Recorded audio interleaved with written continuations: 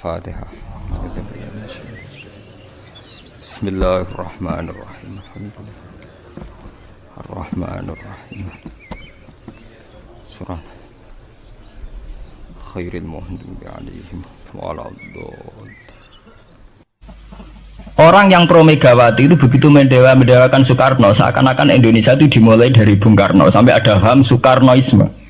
Bahwa Indonesia itu seakan-akan dimulai dari Soekarno. Memang deklarator kemerdekaan Indonesia itu Soekarno. Tapi umat Islam atau partai-partai Islam itu tidak kecil hati. Karena embrio yang bernama Indonesia itu dari tahun 1908, sebelum ada partai nasionalis yang berani melawan kolonialisme Belanda, adalah partai-partai Islam, sehingga kebangkitan Indonesia dimulai 1908. Karena saat itu yang pertama mencetus ide melawan Belanda adalah kiai-kiai Islam, yaitu saat itu bikin serikat dagang Islam, terus lama-lama menjadi serikat Islam, terus lama-lama menjadi partai Islam. Dimulai dari angkatannya Hos Cokroaminoto, jenis Haji Umar Said sinten Cokroaminoto, itu disingkat jenis Hos Cokroaminoto. Jadi tidak bisa Indonesia itu meninggalkan partai Islam, karena dulu pertama pendiri era kepartaian niku malah partai-partai apa? Islam yang lahir di Solo, di Jogja. Bahkan sebelum ada negara yang bernama Indonesia, itu ada negara yang bernama Demak Bintoro, ada Demak Ngayogyakarta apa? Karto. Itu semua negeri apa? Islam.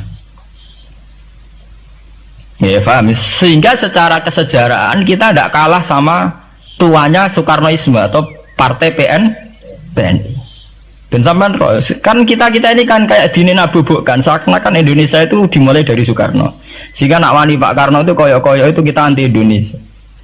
Ya kita tidak mungkin nggak menghormati Soekarno, beliau sebagai pahlawan besar kita hormati ya, tapi ya kebesaran Pak Karno demi bangsa Indonesia jangan kemudian direduksi, disederhanakan hanya melewati partai. Ya itu kan namanya pekerdilan. Tentu Pak Karno bikin negara ini ya untuk semua bangsa, bukan untuk PDIP saja, bukan untuk partai-partai marhainisme saja, juga bukan untuk partai-partai yang berfaham Soekarnoisme saja. Ya sama, tapi kita juga adil, sebagai kiai juga adil. Hos Cokroaminoto bikin partai Islam ada untuk mengusir Belanda dari bumi Indonesia, yang nantinya juga untuk kepentingan semua bangsa Indonesia, tidak hanya yang Islam saja. Ya kita adil, sama-sama adil. Saat nasionalisme ya tidak mengurangi keagamaan, saat keagamaan tidak mengurangi nasionalisme. Tapi itu tadi kemudian ini dikerdilkan secara politik. Di sawangannya nak wis duwete Pak Hasim Mbak Mega nasionalis religius itu jadi tren. Mangger duet senengane pasangan nasionalis sampai religius. Apa nak nasionalis terus wajib sholat? Apa nak religius terus gak wajib nasional? Sebetulnya itu kan apa kena orang Indonesia itu wajib sholat hanya karena atas nama nasionalis? Apa nak guys kiai itu wajib bayar pajak? Itu kan pengkerdilan, proses pembohongan ya. Pembohongan secara publik. Itu dibodokno, sedurunge bodoh kan itu kan repot.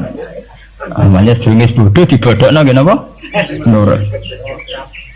Makanya kalau seneng ya, kayak kemarin Hari Kebangkitan Nasional itu seneng kalau diungkap terus di TV bahwa kebangkitan Indonesia dimulai dari 1908. Pentingnya bahwa orang-orang yang sok Soekarnoisme biar tidak mereduksi Pak Karno hanya milik mereka sendiri, karena bangsa ini berdiri semenjak 1908. Dimulai dari gerakan Budi Utomo sampai Hos Cokroaminoto sampai macam-macam ya, serikat-serikat Islam. Tapi ini terungkap sausé tukaran. Jadi sebetulnya Presiden Gus Dur jadi presiden biasa karena Basim Asari berjuang sebelum tahun 45. Megawati biasa. Ya karena beliau berjuang lewat bapaknya, ya sama semuanya sah. Pak SBY juga sah. Karena keluarga militer. Apa meneh dekne mantune Sarwedi sing ra roh sapa? Perjuangane mertuane. Gak iso adol bapak ya adol mertuane. Pokoknya sing dikena didol pokoknya. Tapi artinya sama, kita secara sejarah itu sama. Kita sebagai santri juga tidak kalah sejarah. Karena berdirinya nasional sudah lewat para kiai itu takokno sejarawan manapun kayak profesor siapa di UI, siapa saja profesor sejarah bilang bahwa awal kebangkitan Indonesia itu dari partai-partai Islam. Bahkan versi orang nasionalis sekalipun itu bilang karena Islam adalah satu agama yang paling sensitif terhadap penjajahan. Karena Islam melahirkan satu paham jihad, bahwa ketika ada kolonial Belanda, wong Islam terinspirasi harus jihad. Sehingga lahir partai-partai Islam. Dulu yang dilawan itu perdagangan. Ini kalau cerita sejarah, santri-santri sadar. Jadi santri salaf dengan model sekarang sing ora roh duit, ora roh dagang itu sebetulnya mengkhianati pendiri santri. Lha mboten niku lho fair. Sing gak seneng dagang, gak seneng mergawe itu mengkhianati pendiri pesantren. Sama lihat sejarah, tahun 1908 itu namanya tidak SI, tidak Serikat Islam, tapi Serikat Dagang Islam.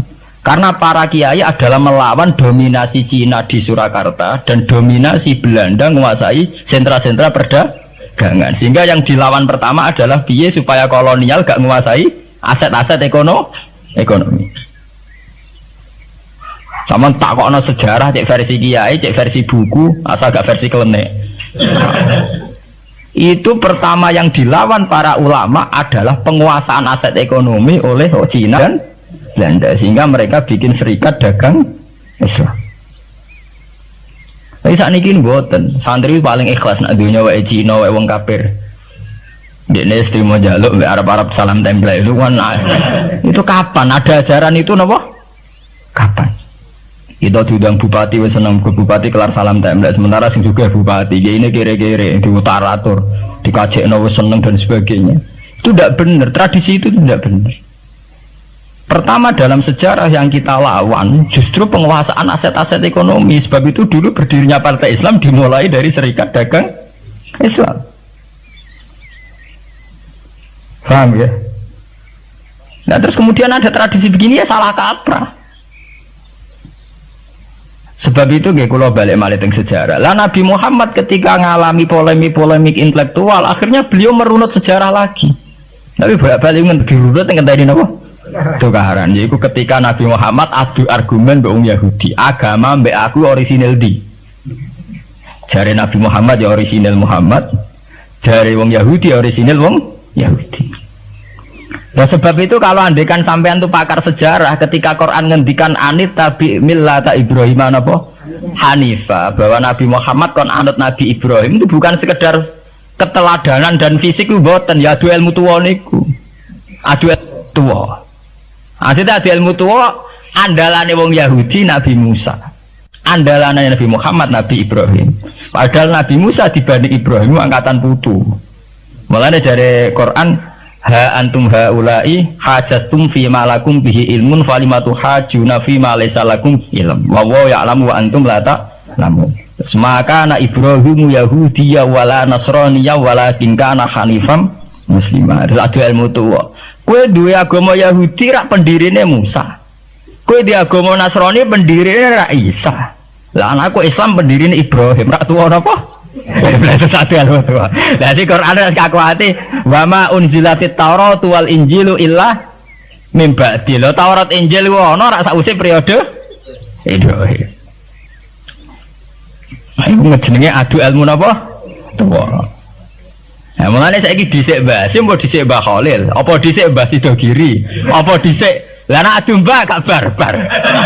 Tapi ngono iku terukape sakwise tukaran. Itu kali tukaran sakniki.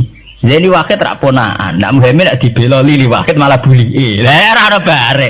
Lah jare Gus Dur aku kakake. Ngenteni runut tak ngenteni tukaran. Itu tren teng putih-putih. Lho santri sarang ngerti sejarah Mbah Hasim gak ada hubungan mbek Mbah Suhaib itu cek tukaran. Riyen-riyen mboten ngerti cek rodok tukaran. Akhirnya ya karena Yai sering pidato bahwa Mbah Suhaib Mbah Ahmad dengan Mbah Hasim akrab, Gus Dur juga ngakui kalau Mbah Hasim nanti ngaji Mbah Suhaib itu baru tahu. Makanya ora tahu cocok tapi tidak saling hujat karena sama-sama utang nopo jasa.